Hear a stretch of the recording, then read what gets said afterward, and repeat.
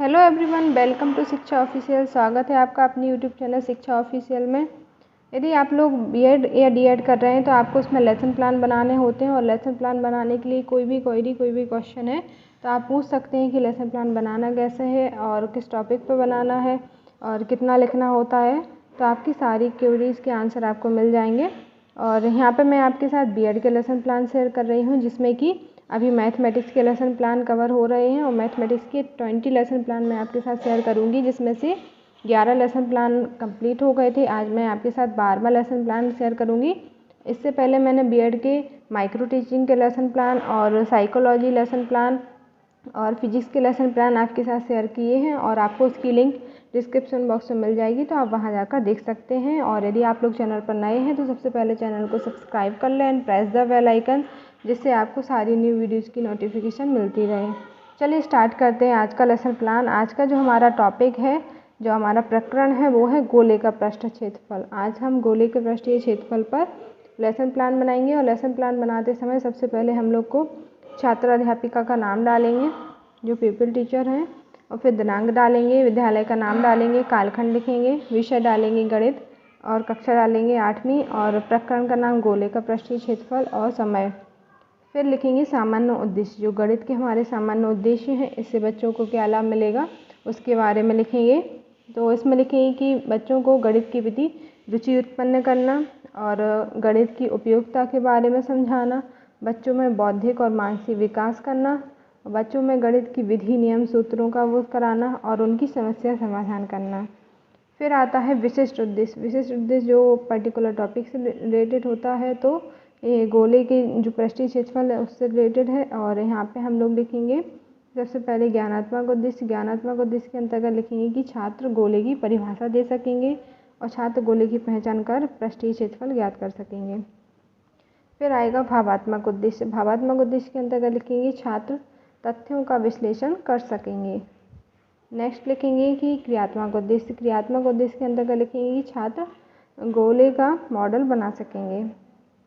इसके बाद हम डालेंगे शिक्षण विधि। शिक्षण विधि जो भी यूज हुई है उसके बारे में लिखेंगे, जैसे कि इसमें लिखेंगे आगमन विधि। फिर लिखेंगे सहायक सामग्री। सहायक सामग्री में गोले का मॉडल। फिर आता है पूर्व ज्ञान। पूर्व ज्ञान क्या, बच्चों को इसके टॉपिक के बारे में कितनी नॉलेज है, तो इसमें लिखेंगे छात्रों को गोले से संबंधित सामान्य जानकारी थी। इसके बाद लिखेंगे प्रस्तावना प्रश्न। प्रस्तावना प्रश्न में कॉलम बनाएंगे, क्रमांक डालेंगे, छात्र अध्यापिका व्यवहार और छात्र व्यवहार। इससे क्या होगा कि हम बच्चों से कुछ बेसिक से क्वेश्चन करेंगे टॉपिक से रिलेटेड और ये जानने की कोशिश करेंगे कि बच्चों को इस टॉपिक के बारे में कितनी नॉलेज है। तो हम बच्चों से प्रश्न करेंगे कि छात्रा अध्यापिका ने बच्चों से क्वेश्चन किया कि गेंद दिखाकर पूछा कि ये क्या है, तो छात्र यहाँ पर आंसर देंगे गेंद। फिर उससे बच्चों से क्वेश्चन किया कि इसका आकार कैसा है, छात्र यहाँ पर आंसर देंगे गोलाकार।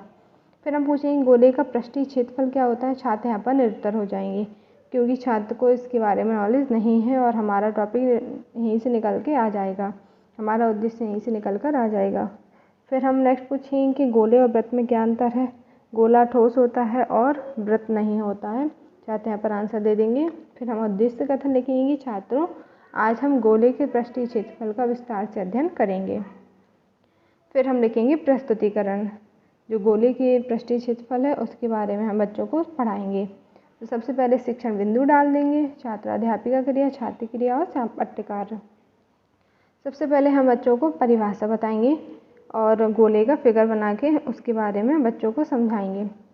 बच्चों को बताएंगे कि गोला एक त्रिविमीय आकृति है, जिसके केंद्र को केंद्र बिंदु को हम ओ से प्रदर्शित करते हैं और बाहरी बिंदु से केंद्र तक की दूरी को आर से, स्मॉल आर से प्रदर्शित करते हैं, जिसे हम त्रिज्या कहते हैं। इस तरह से बच्चों को समझाएंगे और यही गोले का चित्र हम श्याम पट्टिकार में भी बना देंगे। और फिर इसके बाद लिखेंगे पृष्ठीय क्षेत्रफल। गोले का पृष्ठीय क्षेत्रफल के बारे में बच्चों को बताएंगे कि गोले का पृष्ठीय क्षेत्रफल 4 पाई आर स्क्वायर होता है और अर्धगोले का क्षेत्रफल 2 पाई आर स्क्वायर होता है। छात्र यहाँ पर नोट करेंगे और फॉर्मूला लिखेंगे। इसके बाद श्याम पट्टिकार में भी हम गोले का क्षेत्रफल और पृष्ठीय क्षेत्रफल लिखेंगे और अर्धगोले का लिखेंगे और गोले का चित्र बना के बच्चों को बताएंगे। फिर हम एक क्वेश्चन करेंगे कि जिस गोले की त्रिज्या 7 सेंटीमीटर है उसका पृष्ठीय क्षेत्रफल क्या होगा, और इसको सॉल्व करके बच्चों को बताएंगे। तो इस तरह से गोले का पृष्ठीय क्षेत्रफल हमने बच्चों को समझा दिया है। फिर हम पुनरावृत्ति प्रश्न बच्चों से करेंगे कि गोला क्या होता है, गोले की त्रिज्या और केंद्र को कैसे दर्शाते हैं, इसको दर्शा के बताइए। और कक्षा कार्य देंगे कि उस गोले का पृष्ठीय क्षेत्रफल क्या होगा जिसकी त्रिज्या 21 सेंटीमीटर है।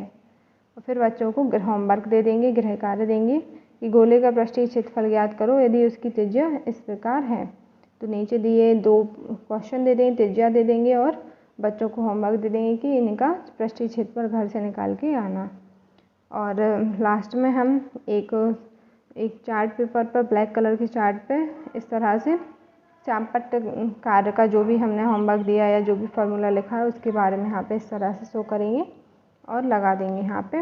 उसके बाद आएगा हस्ताक्षर तालिका लास्ट में, और जिसमें कि छात्राध्यापिका हस्ताक्षर, प्राध्यापक हस्ताक्षर, पर्यवेक्षक हस्ताक्षर और प्राचार्य हस्ताक्षर। तो इस तरह से हमारा आज का जो गोले का पृष्ठीय क्षेत्रफल है 12वां लेसन प्लान है यहाँ पे कंप्लीट हो जाता है। और आगे मिलेंगे नेक्स्ट वीडियो में। यदि आपको वीडियो अच्छी लगे तो प्लीज़ लाइक कीजिए। Thank you for watching.